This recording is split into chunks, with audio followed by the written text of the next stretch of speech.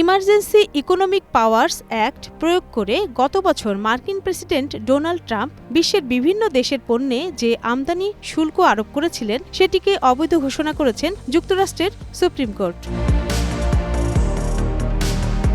শুক্রবার দেশটির সর্বোচ্চ আদালতের এক আদেশে বলা হয়, প্রেসিডেন্ট নয় বরং শুল্ক আরোপের ক্ষমতা রয়েছে কংগ্রেসের। প্রেসিডেন্ট ১৯৭৭ সালের জরুরি অর্থনৈতিক ক্ষমতা আইনের উপর ভিত্তি করে শুল্ক আরোপ করেছিলেন। তাতে ট্রাম্পকে এত ব্যাপক ক্ষমতা অর্পণ করা হয়নি।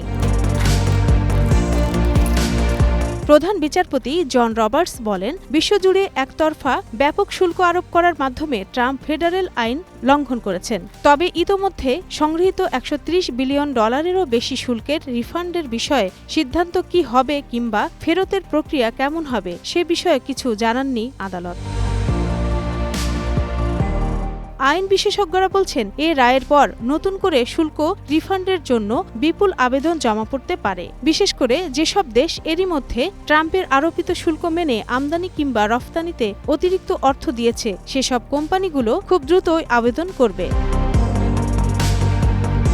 আদালতের পক্ষে রবার্টস লিখেছেন, প্রেসিডেন্ট ট্রাম্প একতরফাভাবে শুল্ক আরোপের অসাধারণ ক্ষমতার দাবি করেন। এই দাবি করা ক্ষমতার ব্যাপ্তি, ইতিহাস এবং সাংবিধানিক প্রেক্ষাপটের আলোকে তাকে অবশ্যই এটি প্রয়োগ করার জন্য কংগ্রেসের স্পষ্ট অনুমোদন দেখাতে হবে।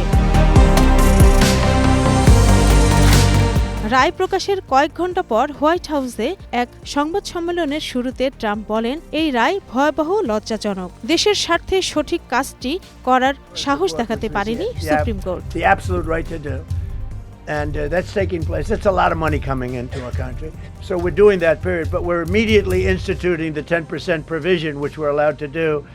And in the end, I think we'll take in more money than we've taken in before. Supreme কোর্টে বাতিল হয়ে যাওয়া শুল্কের বদলে তিনি নতুন 10% বৈশ্বিক শুল্ক আরোপ করেছেন। শুল্ক আরোপকে যুক্তরাষ্ট্রে বিনিয়োগ ও উৎপাদন বাড়াতে সহায়ক বলে দাবি করে তিনি আরও বলেন, অন্য আইন ব্যবহার করে শুল্ক আরোপ চালিয়ে যাবেন তিনি। রত্না জামান, গ্রিন নিউজ ডেস্ক।